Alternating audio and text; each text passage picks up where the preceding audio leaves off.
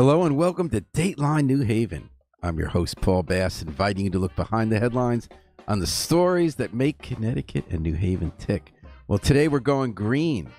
We're going to be talking about Energize Connecticut, two developments in a program that I didn't even know about, that I'm learning about now. We're going to learn about more from today's guests that help us get solar panels and geothermal pumps and other forms of energy distribution and generation in our community to make the deal with climate change and not pollute. Marissa Westbrook deals with that all day. She's the senior manager at United Illuminating of something called Delivery CLM, Conservation and Loading Management. I'm going to ask you to explain that to me in a minute. And then Ian Johnson is someone who went through a program Energize Connecticut has set up to train people to do the jobs that need to be done to get green energy going. So Ian's going to tell us. So welcome both of you. Thanks for coming in. Thanks for having me. Thanks for having us. So Marissa, Energize Connecticut, I hadn't heard about it before, is a group of agencies that are together, all the utilities, right? UI and Eversource was get us our electricity, Connecticut National Gas, Southern Connecticut Gas, but you teamed up with the state government and with the Connecticut Green Bank, which is a nonprofit, if I understand it, that gets loans so people can actually put in things like solar pumps, heat pumps and solar energy. And you do work together to help make green energy happen. Is that right? Absolutely. Yes. Yep. It's a partnership effort between the entities that you just mentioned, collectively as sponsors of the Energize Connecticut initiative. And we deliver and implement incentives and programs to help both residential and business customers adopt clean energy solutions, energy efficient solutions. So in other words, people worry that we're burning the planet and polluting the planet too much, but if instead of burning oil, we can find ways to get our energy from the sun or from deep in the ground. That's a better thing to do. Absolutely. Renewable energies is definitely an option. We focus on energy efficiency first through the Energize Connecticut partnerships and sponsorships, as well as the incentives that we So that's offer. when you come to our house or office and say, if you just seal that window, or if you I don't know, you lower the temperature in your building or something, you can have it use up a lot less energy. Absolutely. What you're describing is weatherization. It is mechanisms that help to, in the winter months, keep the warm air in, and in the summer months, keep the warm air out, essentially, to seal up homes and weatherize them, to weatherize businesses. Caulk, like all the stuff where it's getting out. Caulking, air sealing, duct sealing. And we got one of those audits years ago from UI. It really saved us a lot of money at our house. Yeah, it is. So how old is Energize Connecticut? How long has that been around? The brand Energize Connecticut. Oh boy. Or the organization? Or is it an organization, or is it just an informal coalition? It's a branding. It's really a branding of the various entities that came together to offer. So it's a project you're doing together. Clean energy solutions. But it's not a 501c3 or anything like that. Correct. So you correct. work for UI. Yes, that's correct. But UI sort of pays you to do the work for the group? So the funding from these programs comes from all ratepayers as a surcharge on. Oh, so we're paying for this? All ratepayers, yeah. Okay. So we pay to help you do the work to save us all money over time and pollute less. Absolutely. So CLM, conservation and load management, what is that you do? So think of conservation as another term is energy efficiency, or using less energy, using the energy you use in a better way, a more efficient manner, through technologies, through behavioral changes. Load management reduces the amount of loader capacity on the grid, essentially. So we're looking at reducing people's usage and enabling that usage to benefit the electric grid. So that doesn't really have to do with heat pumps and solar panels. Well, it does in a sense, because heat pumps are a more efficient technology typically than what they are displacing. They could be displacing electric resistance heat, which is a very inefficient way to heat a home. They could also be displacing other fossil fuels. So in a sense... right, my understanding was, like, we're building a big project, the state and the city, near the train station, where there's going to be a lot of housing. And we're using heat pumps. And I thought that was instead of having, like, oil burning furnaces and... Correct? That's right. That displaces those. So it's an efficient use of technology replacing technologies that would otherwise use fossil fuels. So And it's interesting we're talking about this today because I feel like this discussion has pivoted all of a sudden. It was always known that if we just use less energy, we would need to burn fewer fossil fuels. And that, while it's nice to talk about green energy installations, it's better if we can conserve. We're now in this moment with AI where we're building massive data farms and therefore massive generation of energy. Like, Sam Altman and Elon Musk are going to build, and Microsoft and Facebook, they're building these plants that generate as much energy to power an entire city just to fuel AI.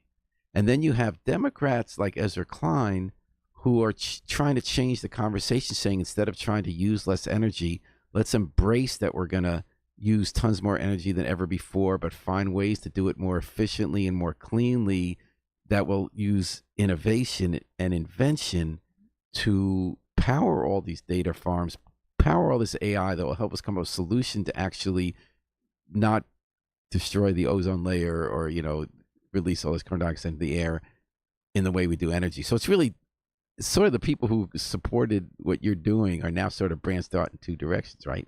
There's some people say, no, let's not chase after that. Let's conserve. Let's just use less energy. And other people say, let's embrace sort of a power of the future and invention model. But I guess you would be yes and both, right?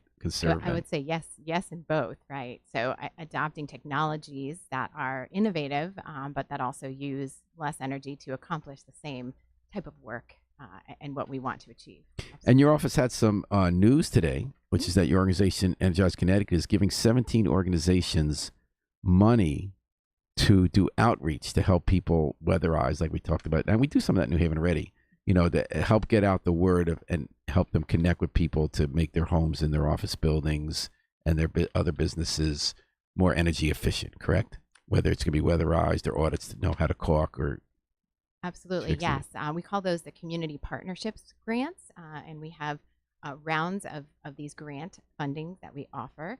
And the grants range from $15,000 to $80,000 for communities, and the communities use them to implement outreach plans that promote energy efficiency, energy assessments, weatherization, and other types of energy-saving upgrades, both for residents or businesses. And I remember in New Haven, this started in the 70s, we had nonprofits who did that in the community. When I'm looking at your list of 17, so New Haven, you're giving to the city of New Haven, whereas in other places like Hampton, it's the Chamber of Commerce, and in other places, it's a nonprofit, Asylum Hill neighborhood, Hartford.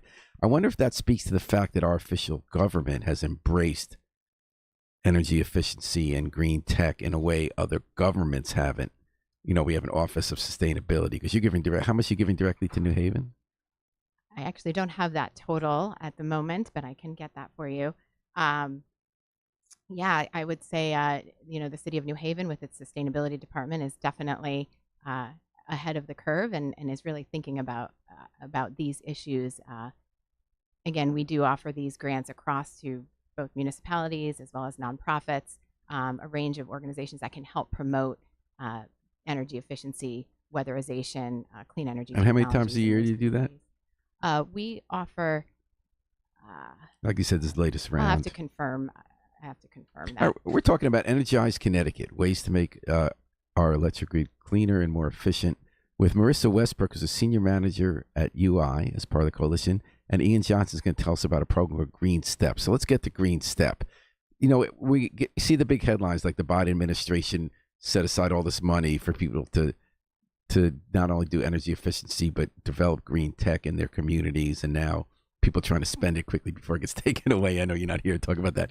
But people often don't think about how you can't just pass a bill to have solar power or heat pumps. You actually have to have people do the work. And it actually takes work. And so Energize Connecticut is training people starting in high school to do the work through a program called Green Step. And I think I found out what that STEP stood for. What was that? What is STEP? That's an acronym, right? Yes, it stands for Green Sustainability Technical Education Program. Green Sustainability Education Program, which in other words, you go to high schools and you start training people to careers in green building jobs, correct? Absolutely. We offer trainings, workshops, and certifications for students to prepare them for in the field work for careers in green technology, home performance, weatherization, energy efficiency, where they can actually get these certifications. We provide the training, we fund it, and we actually also provide stipends to the students as well. And then it become the people come in our house to just do the audit to tell us how to like seal our air ducts and things like that, or do they actually do the work of putting in the heat pumps? Or it could be any of those things. There is a huge need for a clean energy workforce at all various types of jobs. It could be in the field doing the weatherization work. It could be consulting and doing the sales aspect. What we provide in our trainings are certifications that would enable these students to go out in the field, become knowledgeable about sustainability, clean energy technologies, energy efficiency, and they will be prepared to work out in the field to do that work. so, Ian, you're one of those students, or you're not a student anymore. You're a working man. Yeah, I graduated class of 25. So you grew up in Meriden, was it? Yes. How was Meriden? Is that a good place to grow up? Yeah, it's nice in Meriden. It's quiet. Everybody knows everybody. It's a nice community there, and it's definitely a place that you would want to. Is it boring, or is it still kind of like a little city? Or maybe nature's not boring, you know. To be It's fair, got an industrial past, yeah. yeah, it is, but I'm speaking from like a younger standpoint. You know, as kids and teenagers, we want to go explore. We want to go do all these crazy things and stuff like that. But being in Meriden brings a sense of peace. It's nice there. Where I live, it's very quiet. You know, it's everybody. Like I said, everybody knows everybody. So when I go out in the morning, I got all these neighbors saying, "Hey, how you doing? How the dog's doing?" Because I walk my dogs and stuff like that. And What kind of dog you got? I have a Maltese, and I also have a Maltese poodle. You got 2 dogs. They get along? Yeah, they do. Right. They do, yeah. So you were going to Wilcox Technical High School. So you already knew before you heard about this program that you were going to go into a trade. Is that true? Like, why'd you go to that high school? Well, I'm gonna be honest. So after 8th grade, my mom, she actually had tried to get into Wilcox. She didn't get in, but I had a few people in my family that have been to Wilcox, and they've been in the trade.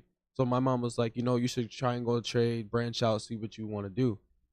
And of course, I listened to her and I did it. And Of course, I listened to her. It's not, and of course, with kids and their parents. I'm a parent. I don't know. But yeah, when I went there, I wasn't sure if I really wanted to take a trade. Well, you were only 9th grade. How are you supposed to know your rest of your life? That's exactly. What did you imagine wanting to be? Like thinking back to ninth grade, Ian. What was Ian dreaming of being? Honestly, Ian didn't have any dreams. 9th grade, he was kind of just seeing. He was just kind of just breezing through. There was no idea set because everybody will tell me in my ear like, "Oh, you have time, you have time, you have time." And you do. So I'm not thinking, "Oh, I want to do this, I want to do this, I want to do this." I was just like, I'm just gonna go to high school. What did you love to do? What I love to do, I love to play basketball, be outside all the time. I love to go to amusement parks. I'm a big roller coaster fan. I love to watch sports, especially basketball. And I just love to be outside and just. So being in a trade is not like you get to go out and do stuff, right? As opposed to sitting at a desk like in a classroom or what I loved when I finally, decided to take HVAC, because we went through a program where it was like, they have all these shops. It's called exploratory, and they have all these students go through these shops and see what they want. And I ended up going with HVAC because I like to work with my hands. Growing up, I've always loved to like play with Legos and stuff like that. I love to always work with my hands ever since I was young. So going into HVAC was definitely the move for me because I don't want to sit in a classroom, or I don't want to. And it's a good job. People always need HVAC. Like we don't want to shiver to death in the winter and stuff. You know. Yeah, I've been hearing that ever since I stepped into Wilcox. And that I was told before you people- heard about Energize Connecticut. Now, except for your mom, your relatives who went to Wilcox, what kind of jobs do they have? My aunt, she has a salon in Wallingford. She went there for hairdressing. It's called B Hair Salon. Um, I have my uncle. He had went there. He had went there to be an electrician, but he didn't end up pursuing that. He went a different route somewhere else, which I forgot where he went. But being in the trade has just always been ever since I was young, I always hearing that. You should So, go into the what trade. grade were you in when you heard about the Green Step program? Green Step program. I was 10th grade. So why did you go into that? Well, at first they would come into the classroom. They'll explain about the Green Step program and stuff like that. And then it wasn't until my junior year where they came in and they offered about doing spring break, which that was online, and then they also offered doing summer program. And I decided, you know what, let me do the spring break. I kind of want to know more about this. I want to learn more about this. It sounds interesting. And then from the spring break, I got more interested, and I was like, you know what, I'll do the 2-week program in the summer, and that's where I'll actually be able to do little projects and stuff like that. So what did you do in that program? Doing the program. So What'd you learn how to do in those 2 weeks? well, what I learned how to do was set up blower doors. They had us do a test there. What will be graded on how we set up the blower door. What's a blower door? A blower door is what you would you seal the air that's inside the house to make sure that the air that in the house is safe for you to breathe and stuff like that. The blower door lets stuff get out? No, Oh, okay. it keeps it in. Okay. So now after that, did you then have, starting 11th or 12th grade, were you actually taking classes at Wilcox that were part of Energize Connecticut? Have a No, Green Step? not in 10th, 12th grade, because when I took the knowledge of what the Green Step provided me, that's when I decided to take up a program that was in my school called work-based learning. I see. And so how did that then, were you still part of Green Step at any point? Did it help you get certification? So Green Step was just 2 weeks. But that 2 got weeks you, and the spring break, yeah. and it got you on the track to doing. to deciding that HVAC is what I want to pursue. And so what are you doing now? What I'm doing now, I'm working for an oil company, Roman Oil. Mhm. Well, during the summertime, we'll install ACs. We also install heat pumps. Mhm. We will service your furnaces and your boilers. We'll change them out if we need to, or install oil tanks. Mhm. Do you like yeah. the job? Oh, I love the job. I love it. You would think, like, you know, going having to work, you know, it's like, oh man, I gotta get up, I gotta go to work. But every time my alarm goes off, it's funny, I actually have energy. I get excited. I'm like, oh, I get That's to work. awesome. Well, you make a difference in people's lives. Yeah. And tell me about a day you liked recently. You did something that was fun. You said, this is why I like doing the job. Recently, well, I'm a big fan of installs. Mhm. Right now I do heat tune-ups. So, like, you know, I'll just clean out the furnaces, I'll change out the nozzles, the pumps, the filter that goes to the oil tank. But I'm a big fan of installs because there's more that goes into it. I love using my brain. So there's more that goes into it about which wires go where, why this does this, you know, how do I make these pipes fit in the spot that I needed to at the right length and make it all look nice and stuff like that. Like, so I'm big on install. Cool. So Marissa, how does Ian's story fit into the larger picture of the 12,600 certifications you've done to date in this program? The kids have gone, and young men and women have gone through the program. How does Ian's story fit in with what you're trying to accomplish, and what's the green angle? Sure. No, it's a great question. So, in order to deliver the programs that we offer to customers for residents and businesses, we work with a network of various types of contractors. We work directly with them, and there's also several types of contractors that we affiliate with, but maybe don't contract with. They are the ones that do the weatherization and energy efficiency work. They do heating and cooling and HVAC, similar to what Ian was mentioning. I'm trying to There figure is out what's different about Ian's story when before you existed, and if he had just decided to become an HVAC person. What's different? What did Green Step add to that? So it aside from providing the benefits of the incentive and the assistance and support to take the courses, it actually connects the students with the contractors that we work with. And so really to support a clean energy economy, all of the various renewable energy, energy efficiency, it's a workforce of over 46,000 people needed Wow. to fulfill these green energy, clean energy needs.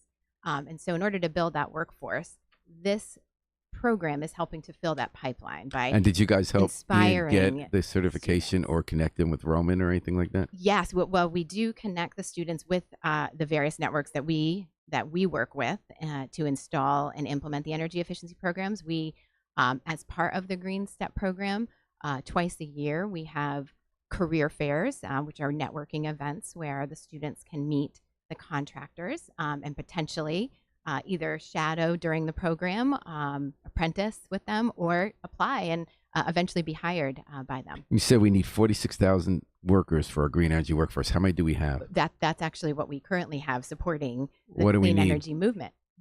What do we need? Oh, that's a great question. I But think your job is sky try to the get that limit on workforce of people like Ian coming through. Absolutely. Okay, so what do you want our listeners to know and to do with this information? I would like to share with the listeners that what we offer is a unique opportunity for any student who has an interest in making a difference from an energy efficiency, clean energy standpoint, who may not know what they want to do. I would encourage them to explore this option. We offer this program as a way for students to help discern what they might want to do and put them in contact with the companies that actually do this work and provide them the necessary skills, the necessary training and knowledge to be able Right. to be productive members of that workforce that's transforming our future. Is there a charge in our bill that directly goes to pay for that? You said ratepayers pay for it. There is a small charge on all ratepayer bills that go to fund the energy efficiency what's it called? programs. That is the That is the. Oh my. I apologize. No worries, no worries. So why wouldn't they just take it out of the profits of the company? Like if the companies are donating to it, why would they charge it to the ratepayer? This is a statutory requirement, legislative requirement that energy efficiency is built into this process of being funded by all ratepayers and benefiting ratepayers as well. Okay. Well, thanks so much for coming in, Marissa Westbrook, Senior Manager of Delivery CLM, which is Conservation and Load Management at UI for Energize Connecticut. And Ian Johnson, who is a Green Step participant who's right now keeping our homes energy efficient and warm.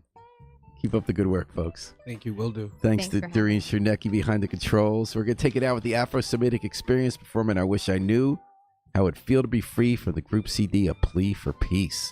This is Paul Bass inviting you to fly free with us all day, all night, and all weekend long at WNHH New Haven's home for community radio.